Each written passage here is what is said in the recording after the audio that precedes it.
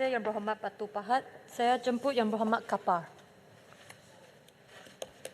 Terima kasih kepada Yang di-Pertua. Assalamualaikum dan selamat sejahtera. Bismillahirrahmanirrahim. Terima kasih kerana memberikan peluang untuk Kapar membahaskan cadangan rang undang-undang meminda Akta Kesihatan Mental 2001, Akta 615, khususnya untuk menggantikan Seksyen 11, iaitu penangkapan orang yang bercelaru mental dan sebagainya. Pertama, pengalaman peribadi saya sendiri, memanglah keperluan bagi lebih ramai pegawai intervensi bertindak di mana-mana situasi krisis, bukan sahaja mungkin yang ada sekarang yang terhad, dan saya lihat ada 5 kategori pegawai intervensi krisis ini. Tapi yang disebut di sini ialah bagi maksud seksyen ini, pegawai intervensi krisis artinya mana-mana A. pegawai polis, B. pegawai agensi penguatkuasaan maritim Malaysia, C. pegawai bomba dan pegawai bomba bantuan, D. anggota Angkatan Pertahanan Awam Malaysia, E. pegawai kebajikan masyarakat. Saya bersetuju dengan apa yang telah disebut oleh Kuala Langat, di mana pegawai perubatan dan juga pegawai pembantu perubatan MA juga adalah di antara orang yang berkelayakan, kerana ini adalah isu mental, kesihatan mental. Nama akta pun kesihatan mental. Sudah tentulah mereka yang terlibat dan mereka yang lebih memahami situasi, psikologi dan kecelaruan mental. Ini disebabkan dikata kecelaruan mental itu juga patutnya dimasukkan di antara mereka yang diberi kuasa dalam menangani krisis tersebut.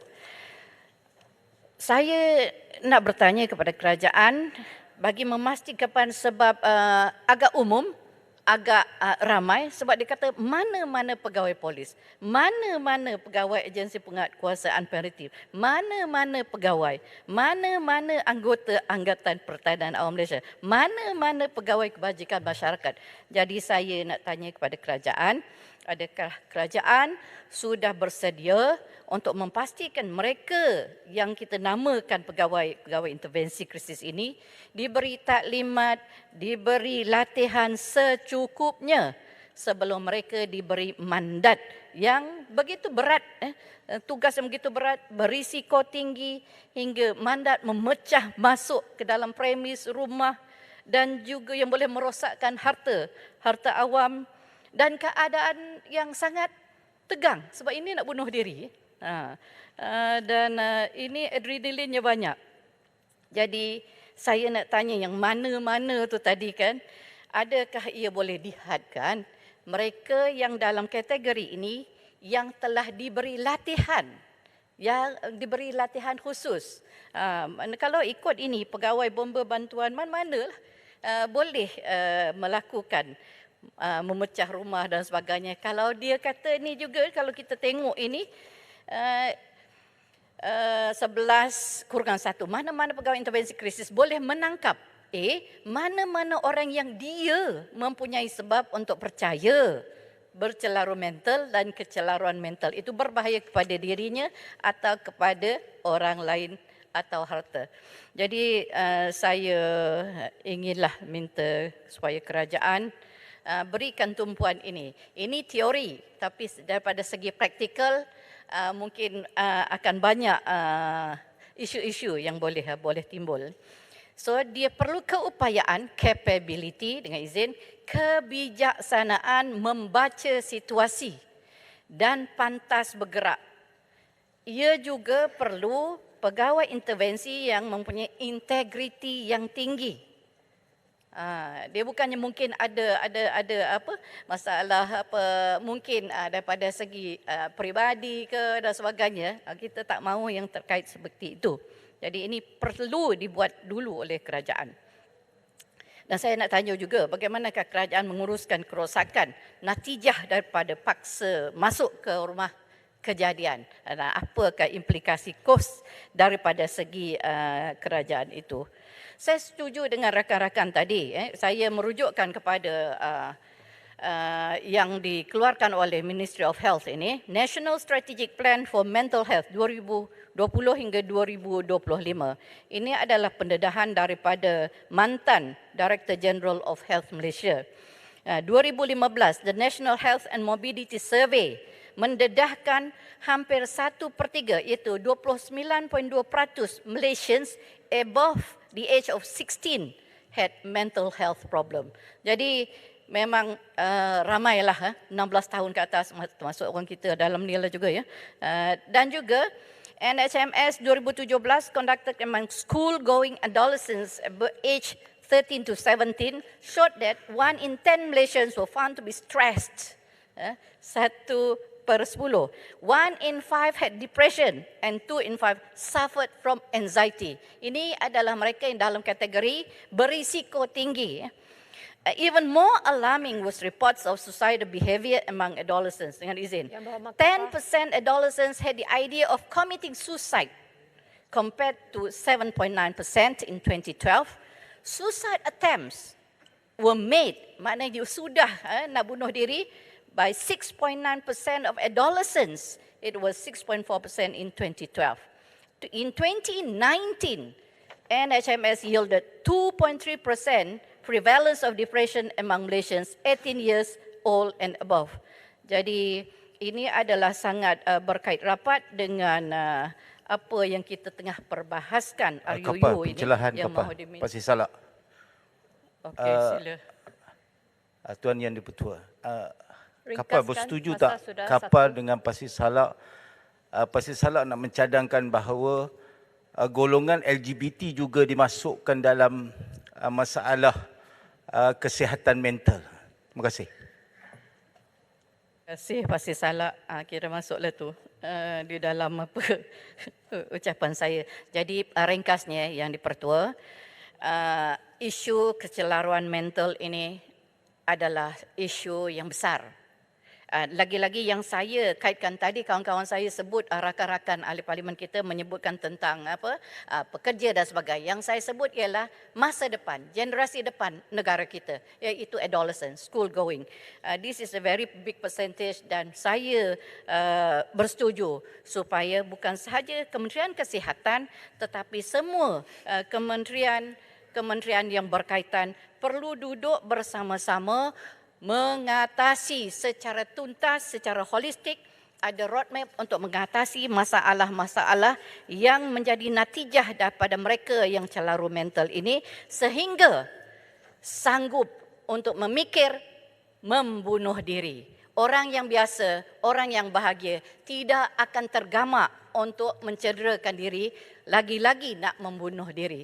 Jadi saya merasakan ini adalah satu isu yang perlu diberi perhatian oleh kerajaan kita dan semua pihak sebenarnya. Terima kasih Yang di-Pertua.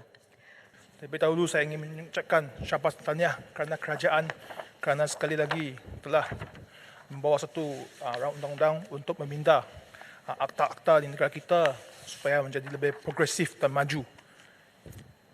Tetapi saya mempunyai beberapa persoalan yang ingin menunjukkan kepada pihak kementerian untuk dijelaskan. Antaranya ialah dalam masa 24 jam selepas tangkapan dan sebelum mangsa dibawa kepada pegawai perubatan di hospital, selalu di manakah orang yang bercelaru mental tersebut akan diletakkan dan dipertanggungjawabkan di bawah jagaan siapa.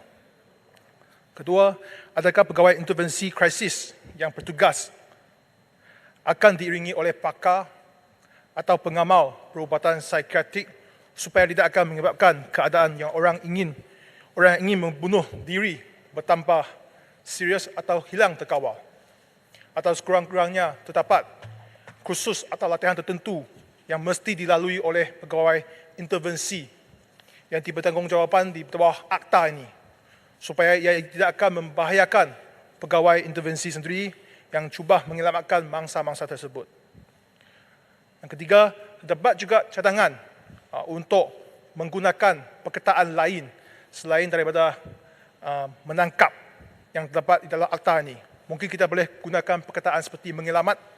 Ini kerana orang yang bercelaru mental dan orang yang ingin membunuh diri mereka tidak patut disamakan dengan penjenayah-penjenayah yang bebas memilih untuk melakukan kesalahan jenayah yang akan mengancam keselamatan orang lain. Mereka ini tidak ada pilihan dan merupakan pesakit yang harus dirawati. Tuan Dipertua, dalam usaha untuk membantu orang yang bercelaru mental dan individu yang menghadapi kesihatan mental, kerajaan terutamanya pihak KKM melalui pegawai berupatan psikiatrik haruslah sentiasa bekerjasama dengan badan-badan bukan kerajaan yang lain dalam meningkatkan kesedaran rakyat tentang kesihatan mental. Ini kerana masyarakat kita masih lagi mempunyai sikap fobia atau takut untuk datang ke hospital untuk mendapatkan kaunseling atau rawatan kesihatan mental. Lebih-lebih lagi kalau kita masih lagi guna perkataan tangkapan di mana ia akan lagi menakut-nakutkan masyarakat kita daripada mendapat rawatan yang profesional. Ini kerana mungkin mereka takut dilabel sebagai pesakit dan akan ditangkap oleh pihak berkuasa. Oleh itu, saya ingin mengambil kesempatan di sini untuk memohon KKM bagi mencari jalan penyelesaian bersama dengan Kerajaan Sarawak dalam membantu mengidaikan sebuah pusat kaunseling yang telah dikendalikan oleh Persatuan Kesihatan Mental Miri dengan kerjasama Jabatan Psikiatrik di Hospital Miri. Untuk makluman, pusat ini telah beroperasi di Miri sekian lama dan mempunyai sumbangan yang besar dalam menjaga dan membantu rakyat di sekitar kawasan Miri, Zon Utara dalam masalah kesihatan mental. Bagi mereka, saya ingin menyeru kepada pihak KKM untuk bekerjasama dengan Kerajaan Sarawak dalam mendapatkan satu bangunan yang kekal di Bandaraya Miri dengan persekitaran yang sesuai untuk aktiviti kaunseling ini. Ini kerana baru-baru ini mereka telah mendapati bahawa sebahagian besar bangunan pusat mereka sebelum ini yang merupakan kuartus kerajaan pada zaman British telah menjadi milikkan tanah persendirian. Kami cukup menghargai jasa baik tuan tanah dalam membenarkan pusat ini untuk terus beroperasi di atas tanah mereka tanpa sebarang bayaran. Tetapi difahamkan bahawa kebenaran ini adalah hanya berjangka pendek. Untuk perancangan jangka masa panjang, saya berharap KKM dengan kerjasama Kerajaan Sarawak akan menyediakan satu tapak beserta bangunan dan peruntukan di lokasi yang sesuai untuk membantu mereka terus beroperasi dan menjaga kesihatan mental yang makin diperlukan oleh rakyat di Bandaraya Miri.